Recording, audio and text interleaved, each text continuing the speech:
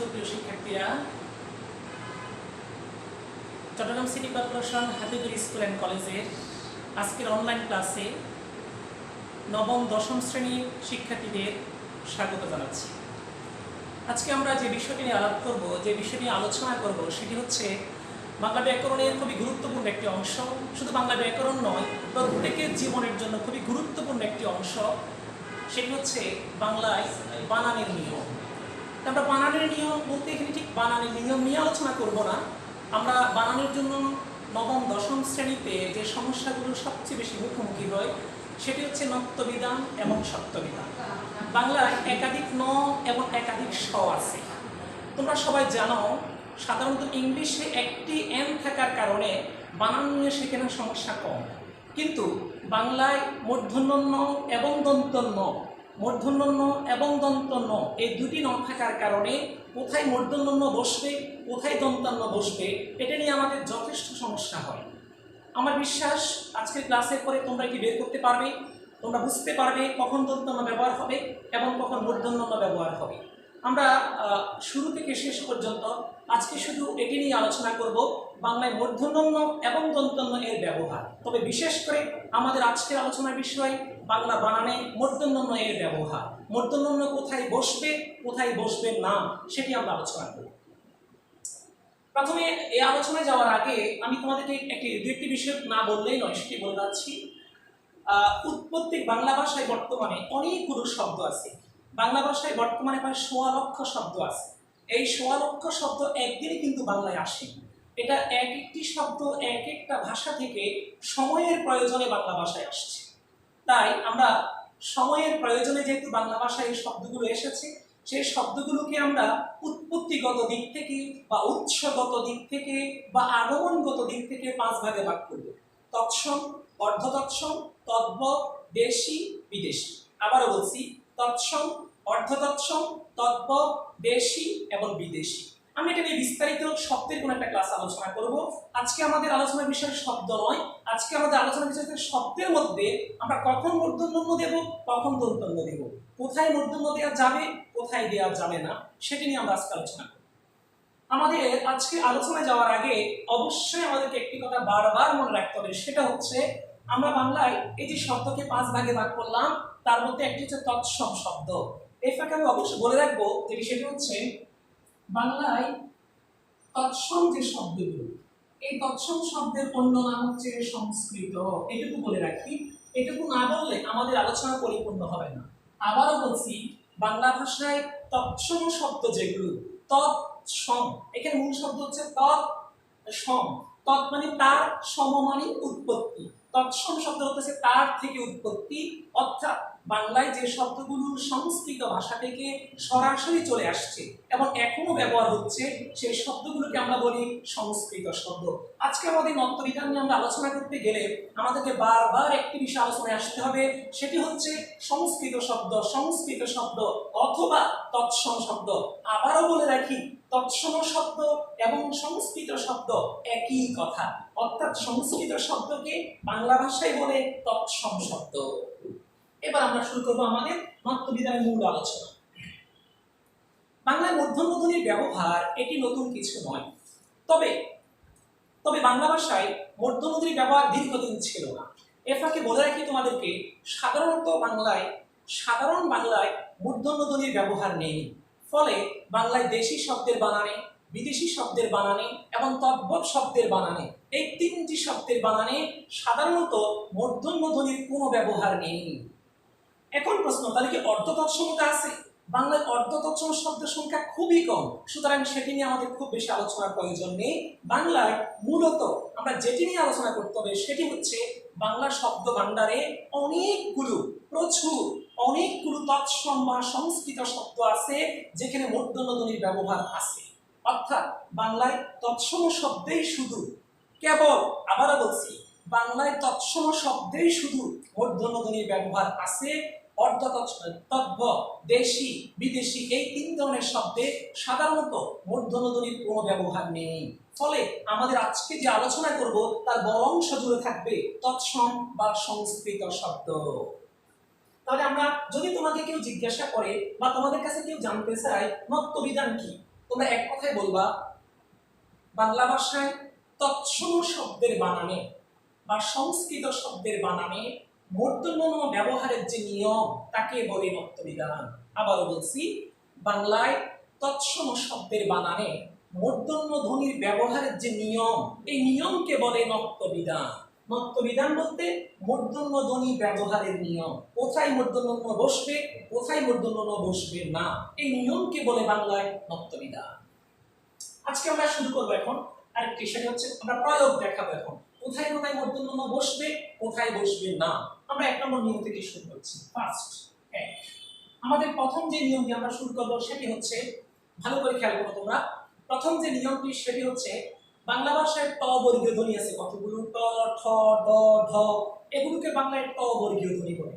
এই ট বর্গীয় ধ্বনির মধ্যে বিশেষ করে ট, ঠ, ড এই তিনটি, বাকিগুলোর প্রয়োগ কম। ট, ঠ, ড এগুলো কিন্তু বাংলায় ট বর্গীয় ধ্বনি। এই ট বর্গীয় ধ্বনি ট, ঠ, ড এদের সাথে যুক্ত ব্যঞ্জন হলে, এবং সেই যুক্ত ব্যঞ্জন যদি ন হয়, এটাকে একটু বলে রাখি তোমাদেরকে যুক্ত ব্যঞ্জন কি। যদি কোনো জায়গায়, যেমন আমি যদি বলি একটা দন্তান্ন আবার যোগ আরেকটা দন্তান্ন, দুটি দন্তান্ন একসাথে হলে এখানে দন্তান্ন এই দন্তান্ন যুক্ত হয়ে যাবে। মনে রাখবে, দুটি ব্যঞ্জন একসাথে যুক্ত হলে তখন তাকে আমরা বলি যুক্ত ব্যঞ্জন। আবারও বলছি, দুটি ব্যঞ্জন একসাথে যুক্ত হলে আমরা তাকে বলি যুক্ত ব্যঞ্জন। বাংলায় তৎসম শব্দের বানানে বা সংস্কৃত শব্দের বানানে ট, ঠ, ড এদের সাথে ন যুক্ত হলে সেই নটা মূর্ধন্য ণ হবে।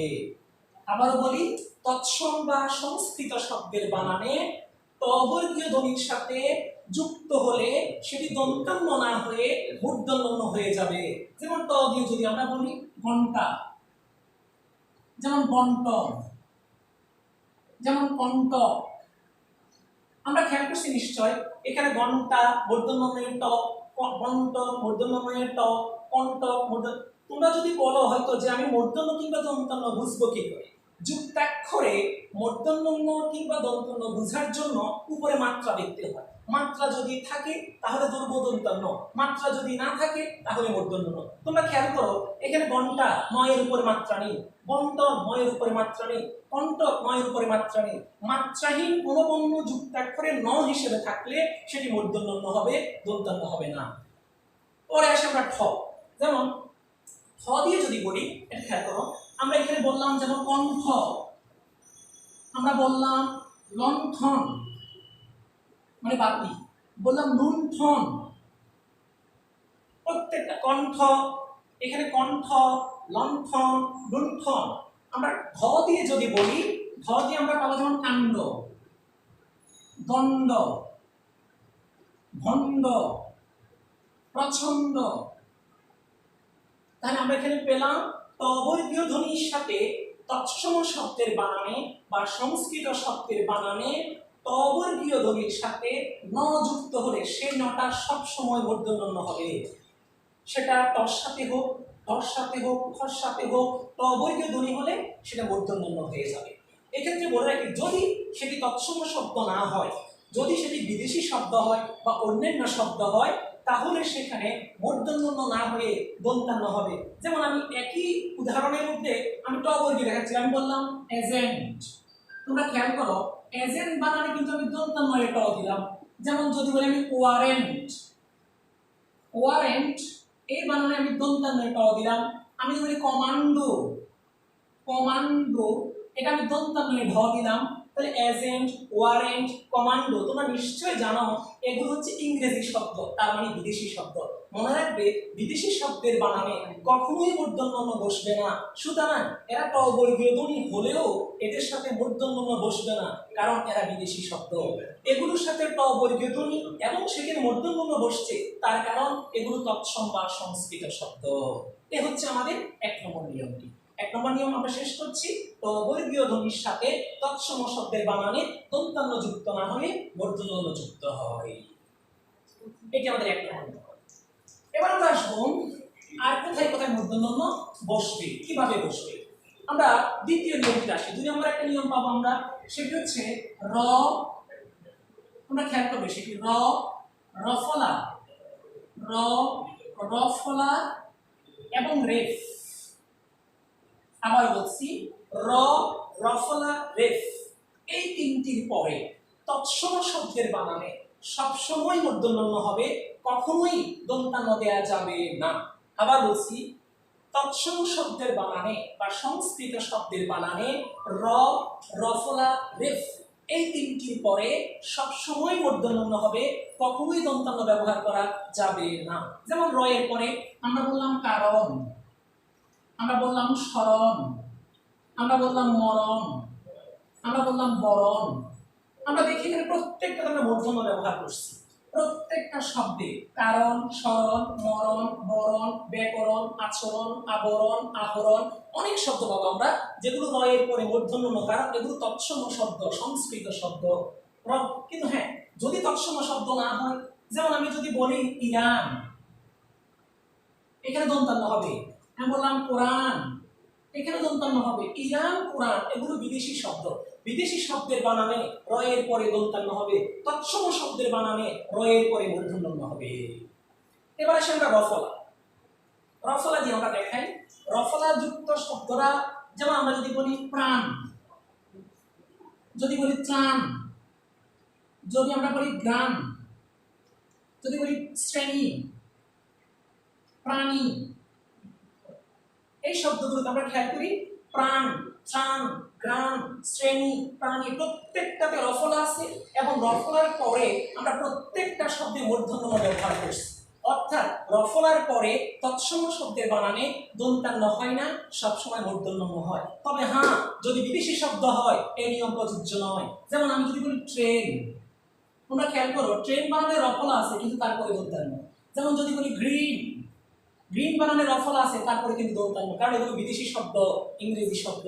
ইংরেজি শব্দের বা বিদেশি শব্দের বানানে নত্যবিধান প্রযোজ্য নয়। তারপরে আমরা আসি রেফ। রেফের পরে বাংলায় তৎসম শব্দ হলে সবসময় সেখানে মূর্ধন্য হবে, দন্তান্ন দেওয়া যাবে না। যেমন আমরা উদাহরণ দিতে পারি কর্ণ, যেমন স্বর্ণ, যেমন বর্ণ, যেমন বর্ণনা, যেমন বর্ণিত। তোমরা খেয়াল করলে দেখো এই কর্ণ, স্বর্ণ, বর্ণ, বর্ণনা, বর্ণিত প্রত্যেকটা শব্দে রেফের পরে মূর্ধন্য, রেফের পরে মূর্ধন্য, রেফের পরে মূর্ধন্য। অর্থাৎ তৎসম শব্দ হলে তৎসম শব্দের বানানে রেফের পরে কখনো দন্তান্ন হয় না, সবসময় মূর্ধন্য ব্যবহৃত হয়। তবে হ্যাঁ, এই নিয়মটি রেফের পরে মূর্ধন্য এটি আবার সাধিত শব্দের ক্ষেত্রে প্রযোজ্য নয়, কিংবা সমাসবদ্ধ শব্দের ক্ষেত্রে প্রযোজ্য নয়। যেমন আমি যদি বলি, আমি একটু উদাহরণ দিচ্ছি, ধর আমি বললাম দুর্নীতি, দুর্নীতি এটি সাধিত শব্দ, এখানে কিন্তু রেফের পরে দন্তান্ন হবে। যেমন দুর্নাম, এটি সাধিত শব্দ, এখানে রেফের পরে দন্তান্ন হবে। যেমন দুর্নিবার, যেমন দুর্নিবার এটি সাধিত শব্দ, এখানে রেফের পরে দন্তান্ন হবে। তাহলে শেষ করছি এই নিয়মটা, র, রফলা, রেফের পর তৎসম শব্দের সবসময় মূর্ধন্য হবে, অন্য শব্দের ক্ষেত্রে দন্তান্ন হবে। এই নিয়মটি আমরা এখানে শেষ করছি। পরবর্তী নিয়মে চলে যাচ্ছি আমরা। পরবর্তী নিয়ম আমরা যেটি যাবো সেটি হচ্ছে বাংলায় রি একটা বর্ণ আছে, বাংলার স্বরবর্ণে রি এবং তার সাথে রিকার, রি এবং রিকার এই দুটির পরে কখনোই দন্তান্ন বসানো যাবে না, সবসময় মূর্ধন্য বসাতে হবে। কোন শব্দে যদি তোমরা রি দেখো এবং রিকার দেখো, আবারও বলছি কোন শব্দে যদি তোমরা রি দেখো, রিকার দেখো, এই দুটির পরে কখনোই দন্তান্ন বসে না, সবসময় মূর্ধন্য বসে। আবার এখানে তোমরা আরেকটি কথা মনে রাখতে পারো, সেটি হচ্ছে কোন শব্দে যদি রি থাকে, রিকার থাকে, সেটি অন্য কোনো শব্দ হবে না, অবশ্যই সেটি তৎসম শব্দ হবে, অবশ্যই সেটি সংস্কৃত শব্দ হবে। রি যে শব্দে আছে সেটি তদ্ভব হবে না, দেশি হবে না, বিদেশি হবে না, সেটি তৎসম বা সংস্কৃত হবে। এই দুটির পরেও সবসময় মূর্ধন্য হয়। যেমন রি দিয়ে আমরা যদি বলি ঋণ, ঋণ আমরা বললাম রি দিয়ে আরেকটি শব্দ আমরা যদি বলি ঋণ, তারপরে আমরা যদি রি দিয়ে বলি ঋণী, ঋণ এবং ঋণী দুটা শব্দ। রিকার দিয়ে কিন্তু আমরা অনেকগুলো শব্দ পাই, যেমন আমি বললাম তৃণ, যেমন বললাম ঘৃণা, যেমন বললাম মৃণাল ইত্যাদি। যেমন আমরা তৃণমূল, মৃন্ময় এই সবগুলো রি এর পরে মূর্ধন্য, রি এর পরে মূর্ধন্য, রি এর পরে মূর্ধন্য। আর রি এবং রিকা এই দুটির পরে সবসময় মূর্ধন্য হবে, কোনো শব্দে কখনো দন্তান্ন দন্তান্ন ব্যবহার করা যাবে না। তারপরে সেটা পরবর্তী লাইনে চলে যাচ্ছি, মূর্ধন্য স। বাংলায় স নিয়ে আমরা একটা বড় সমস্যায় পড়ি। আমি পরবর্তী ক্লাসে আমাদের স এর সমস্যা নিয়ে আলোচনা করব। কিন্তু একটি কথা মনে রাখবে, সেটি হচ্ছে যদি কোনো শব্দে মূর্ধন্য স আসে, মূর্ধন্য স এর পরে কখনোই দন্তান্ন দেওয়া যাবে না। মূর্ধন্য স ধ্বনির পর পর যদি কোনো ন আসে, সেই নটা অবশ্যই, আবার বলছি, মূর্ধন্য স ধ্বনির পরে যদি কোনো ন আসে, সেই নটা অবশ্যই মূর্ধন্য ন হবে। মূর্ধন্য স্বর পর পর কখনো কোনো শব্দে দন্তান্ন ব্যবহার করা যাবে না। যেমন ঘোষণা, আমাদের অনেকে কিন্তু আমরা ঘোষণা বানানটা আমরা দন্তান্ন দিয়ে লিখি। যেমন ভাষণ, যেমন ভীষণ, যেমন ভূষণ। বাংলায় এমন অনেকগুলো শব্দ পাওয়া যায়, ঘোষণা, ভাষণ, ভীষণ, ভূষণ, গবেষণা, এমন অনেকগুলো শব্দ পাই আমরা, যে শব্দগুলোতে মূর্ধন্য স আছে এবং তারপর একটা ন আছে। মনে রাখবে, মূর্ধন্য স এর পরে সেই নটা সবসময় মূর্ধন্য ন হবে, কখনোই দন্তান্ন ব্যবহার করা যাবে না। তারপরে আমরা পরবর্তী আসি। পরবর্তী নিয়মের মধ্যে আমরা পাবো বাংলায় একটা ক্ষীয় পাই আমরা, আর একটু হচ্ছে হয় ম পাই। এই দুটির পার্থক্য একটু করে দিচ্ছি। আমরা যে ক্ষীয়টা পেয়েছি সেটা একটু ভেঙে দেখাচ্ছি। বাংলায় ক এবং মূর্ধন্য স এই দুটি বর্ণ মিলে সেখানে হবে ক্ষীয়, এটা আমরা এভাবে দেখব। কিন্তু বাংলায় হ এবং ম এই দুটি বর্ণ মিলেও, বাংলায় হ এবং ম এই দুটি বর্ণ মিলে হয় হয় এ মফলা, এভাবে নিচে চলে আসবে। এটি হচ্ছে ক্ষীয়, এটি হচ্ছে হয় এ ম। এই দুটি বর্ণ যখন আমরা দেখব, অর্থাৎ এই দুটি যুক্ত বর্ণ আমরা যখন দেখব, মনে রাখবো এই ক্ষীয়র পরে এবং হয় মফলার পরে কখনো কোনো শব্দে দন্তান্ন বসবে না, অবশ্যই সেখানে মূর্ধন্য বসাতে হবে।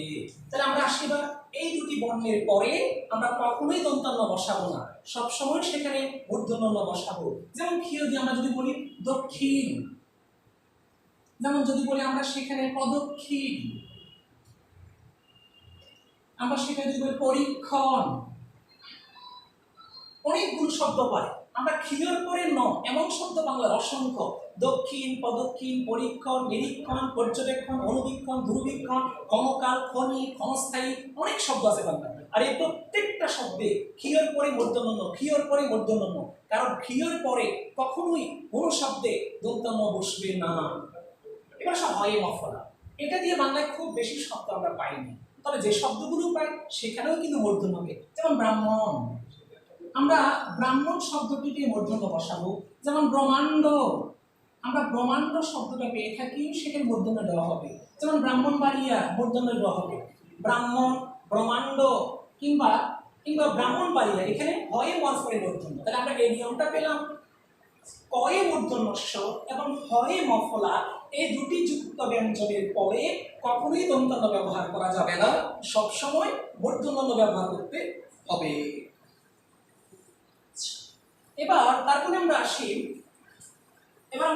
কতগুলো উপসর্গ বাংলায় ব্যবহার হয়, যে উপসর্গগুলোর পরে কখনোই দন্তান্ন বসে না। সেই উপসর্গের মধ্যে উপসর্গ নিয়ে অন্য একটা ক্লাসে আমি আলোচনা করব। শুধু এটুকু বলি, শব্দের আগে কিছু অংশ যুক্ত হয় যেগুলোকে আমরা বলি উপসর্গ।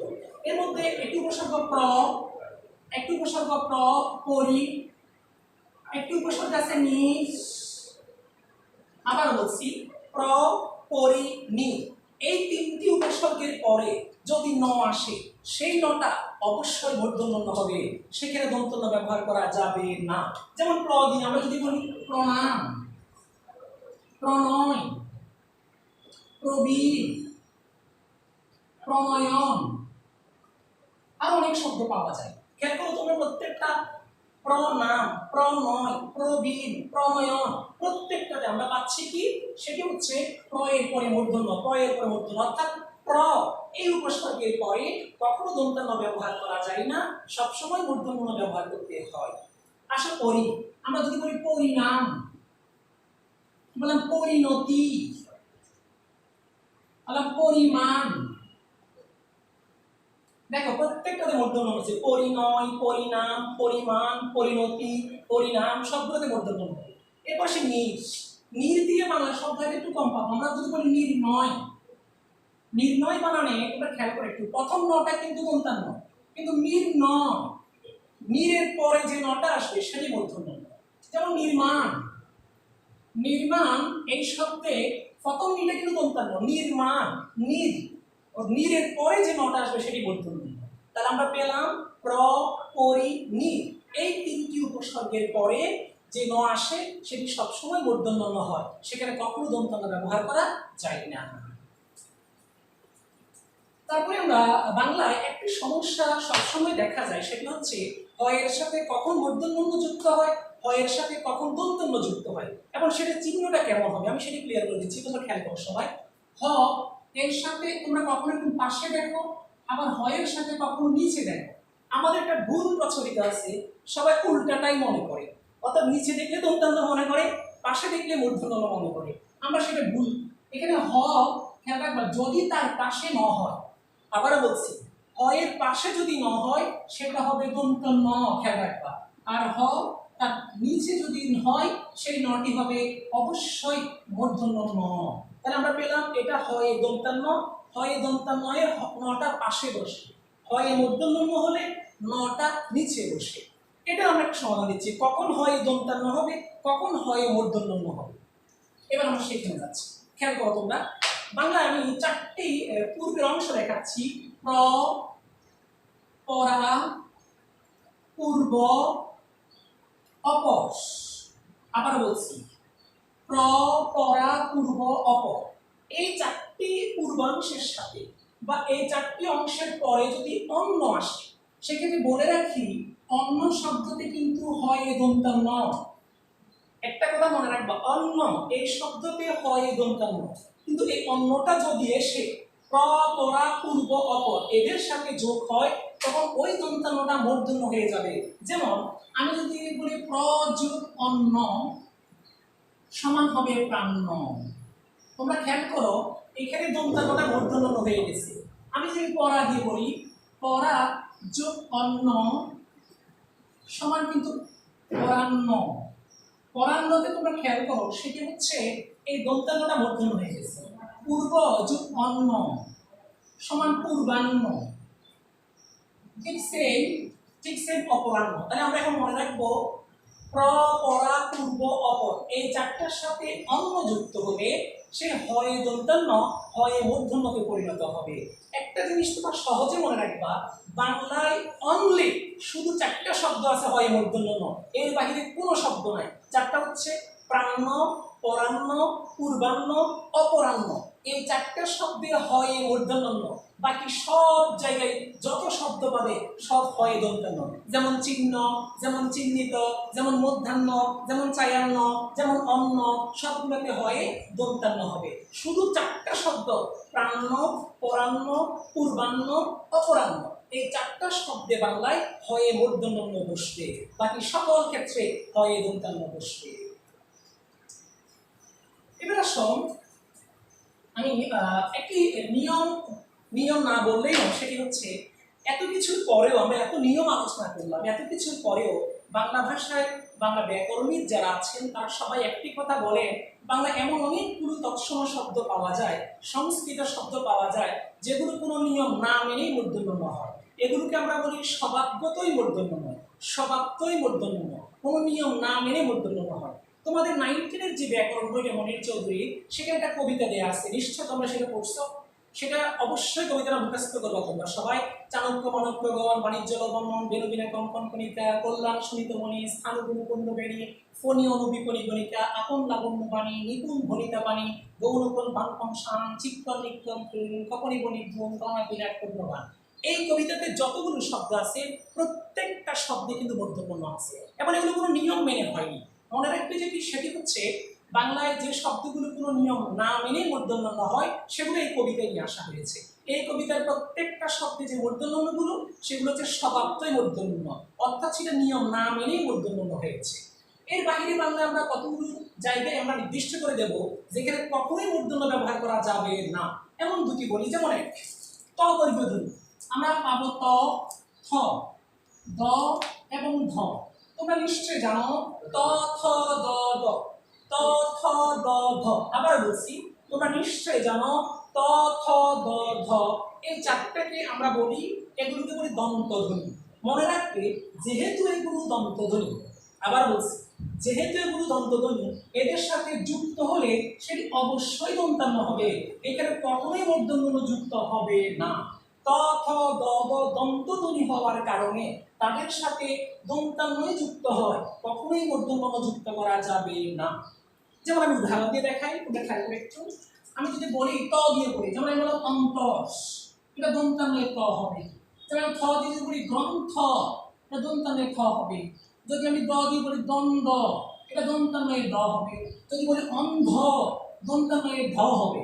অর্থাৎ খেয়াল করছো কিনা জানি না তোমরা, এই ত থ দ ধ এই চারটা বর্ণ যেহেতু দন্তধ্বনি, সেহেতু তাদের সাথে যুক্ত হলে দন্তান্ন যুক্ত হবে, এখানে কখনোই মূর্ধন্য যুক্ত করা যাবে না। এরপরে আসো, আমরা বাংলায় অনেকগুলো ক্রিয়াবাচক শব্দ পাই যেখানে র আছে এবং র এর পরে ন আছে। সেক্ষেত্রে একটা নিয়ম অবশ্যই মুখস্থ রাখবে বা মনে রাখবে তোমরা, সেটি হচ্ছে ক্রিয়াবাচক শব্দে, আবার বলছি ক্রিয়াবাচক শব্দে কখনোই মূর্ধন্য ব্যবহার করা যাবে না।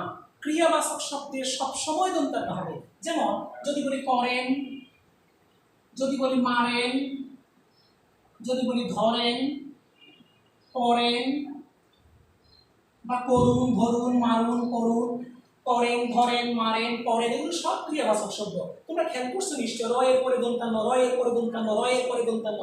মনে রাখবা ক্রিয়াবাচক শব্দে কখনোই মূর্ধন্য ব্যবহার করা যায় না, অবশ্যই সেখানে দন্তান্ন ব্যবহার করতে হবে।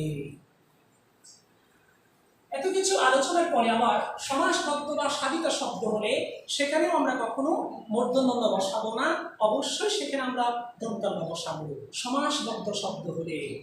আমি আজকে যে আলোচনাটা করলাম, এই আলোচনা থেকে একটি বিষয় তোমরা নিশ্চয় পরিষ্কার এখন, সেটি হচ্ছে তৎসম শব্দ ছাড়া বা সংস্কৃত শব্দ ছাড়া দেশি শব্দের বানানে, বিদেশি শব্দের বানানে, তদ্ভব শব্দের বানানে কখনোই মূর্ধন্য ব্যবহার করা যাবে না। মূর্ধন্য শুধু তৎসম শব্দে বসবে, শুধু সংস্কৃত শব্দে বসবে। তবে আমি এই কথাটা একবারও বলি না, কেউ ভুল ব্যাখ্যা দিবা না, আমি এই কথা বলি নাই যে তৎসম শব্দে দন্তান্ন বসবে না, এই কথা বলিনি। দন্তান্ন যে কোনো শব্দে বসতে পারে, তৎসম শব্দেও পারে, বিদেশি শব্দেও পারে, দেশি শব্দেও পারে, তদ্ভব শব্দে পারে, দন্তান্ন সব ধরনের শব্দে বসতে পারে। তবে মূর্ধন্য বসতে পারে শুধু তৎসম শব্দে, অন্য শব্দে নয়। আমি শেষ করছি, আর একটু সময় নিয়ে শেষ করে দেব। সেটি হচ্ছে বাংলায় তৎসম শব্দের কিছু শব্দ তদ্ভব রূপ দান করেছে। সেই শব্দগুলোতে যেমন আমি যদি বলি কর্ণ, এটি তৎসম শব্দ, এটা কিন্তু তদ্ভবতে এসেছে কান। যেমন আমি যদি বলি শ্রবণ, খেয়াল করো তোমরা, এটি তৎসম শব্দ, শ্রবণটা তদ্ভব এসেছে শোনা, এটি দন্তান্ন হয়ে যাবে। যেমন আমি যদি বলি একটা প্রাণ, প্রাণ এটি তৎসম শব্দ, সেটি তদ্ভব এসেছে পরাণ। এটা শেষ করছি এটা বলে তোমরা খেয়াল রাখবা, যেটা তৎসম শব্দের কোনো একটা রূপ বা সংস্কৃত শব্দের কোনো রূপ পরিবর্তন হয়ে যদি সেটি খাঁটি বাংলা বা তদ্ভব শব্দে পরিণত হয়, সেই ক্ষেত্রে ওই মূর্ধন্যটা দন্তান্নতে পরিণত হয়ে যাবে। যেমন কর্ণ, এখানে মূর্ধন্য ছিল, কান দন্তান্ন হয়ে গেছে। শ্রবণ, মূর্ধন্য ছিল, শোনা দন্তান্ন হয়ে গেছে। প্রাণ, মূর্ধন্য ছিল, পরাণ দন্তান্ন হয়ে গেছে। অর্থাৎ তৎসম বা সংস্কৃত শব্দের মূর্ধন্য তদ্ভব শব্দে গেলে সেটি দন্তান্নতে পরিণত হয়। এ হচ্ছে আমাদের আজকে মূর্ধন্য এবং দন্তান্ন এর ব্যবহারের কিছু নিয়ম। আমরা আশা করি তোমরা এই ক্লাসটি পরে মূর্ধন্য ব্যবহারের ক্ষেত্রে একটু সতর্ক হবে। মনে রাখবে, একটি সাধারণত কোনো ব্যক্তি লিখাতে যত কম ভুল পাওয়া যায় তত তার ব্যক্তিত্বের বেশি প্রকাশ পায়। আমি আশা করব তোমরা বানানোর ক্ষেত্রে খুবই সতর্ক থাকবে, বিশেষ করে মূর্ধন্য এবং দন্তান্ন ব্যবহারে সতর্কতা অবলম্বন করবে। আর তোমাদের বাড়ির কাজ থাকবে আজকে যেটি, সেটি হচ্ছে তোমরা তোমাদের পাঠ্য বইয়ের একটি কবিতা আছে, চাণক্য মাণিক্য গড়, এই কবিতাটি, সেটি সবাই মুখস্থ করবে। এটি হচ্ছে তোমাদের বাড়ির কাজ। ধন্যবাদ সবাইকে, তোমরা সবাই ভালো থাকবে। পরবর্তী ক্লাসে আবার দেখা হবে। ধন্যবাদ। এইটা স্যার।